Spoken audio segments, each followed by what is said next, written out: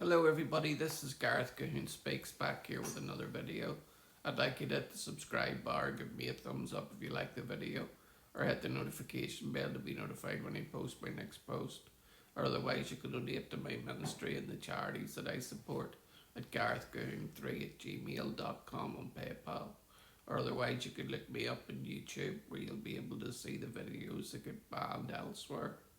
Not saying anything, but you can like and subscribe there, and you can look up at my creative playlist to see the videos that I watch when I'm not posting here myself.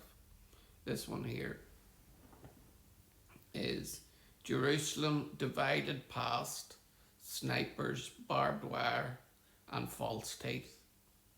Jerusalem, Israel. Jerusalem is a city of history, activity, and sometimes chaos. For nearly 20 years, it was a divided city. Following Israel's War of Independence in 1948, Jerusalem was split in two. Israel controlled western Jerusalem while Jordan controlled the east, including the Old City. What became known as the Green Line separated the two sides until Israel reunified the city during the Six-Day War in 1967. On the map, there's a marker of a broader border between Israel, Western Jerusalem, and Jordan. Eastern Jerusalem, Israel historian Oren Safir said, but in reality, it wasn't really marked in any way. You can walk down an alley and cross the border without noticing so far at it. It took a while into the 50s till there really was a wall or fence or something more solid. The invisible boundary could also be deadly.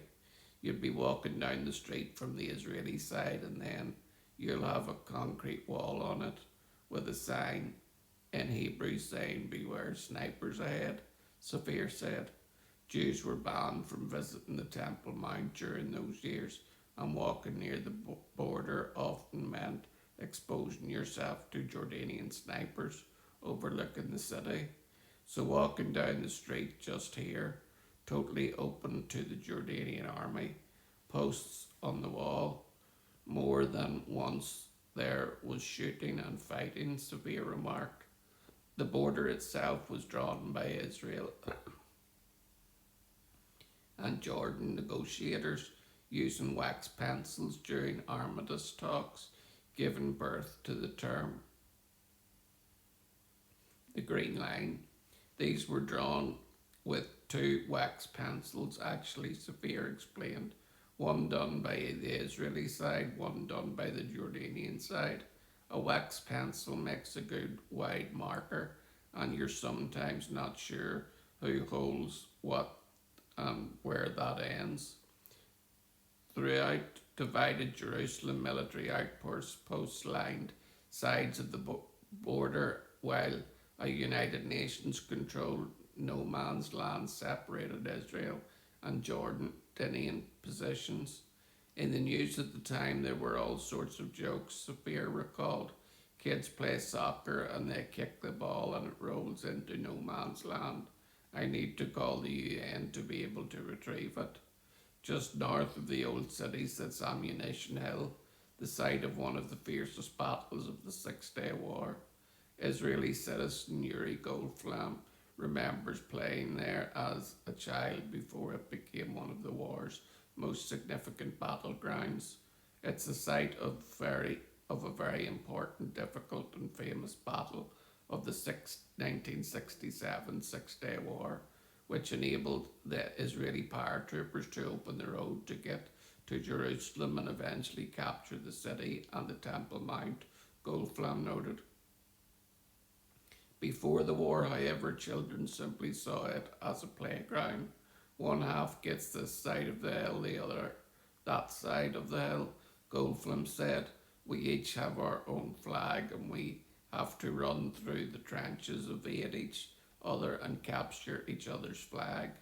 Perhaps no story better captures the absurd reality of divided Jerusalem than one from 1954. A patient in St. Louis French hospital accidentally dropped her false teeth into no man's land while looking out a window. From the upper window, a woman wanted to see the city. Israeli tour guide Zaki Sheikh said she was so happy, I don't know what happened, but her false teeth fell into the ground. Retrieving them required an extraordinary diplomatic effort. The nuns who operated the hospital contacted the United Nations, which coordinated with both Jordanian and Israeli officials. The United Nations had to call someone from Jordan. Israel was supposed to be here too. Sheikh explained, because if someone is touching that not holy ground, it's supposed to be the Jordanian.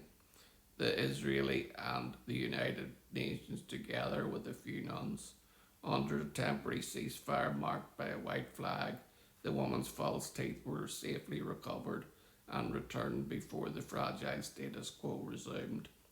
It is crazy, Sheikh said with a laugh, but who says that Israel is not a crazy place?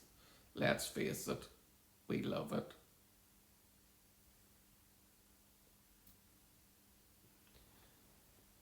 This is the craziness of Israel, the country that I love and support.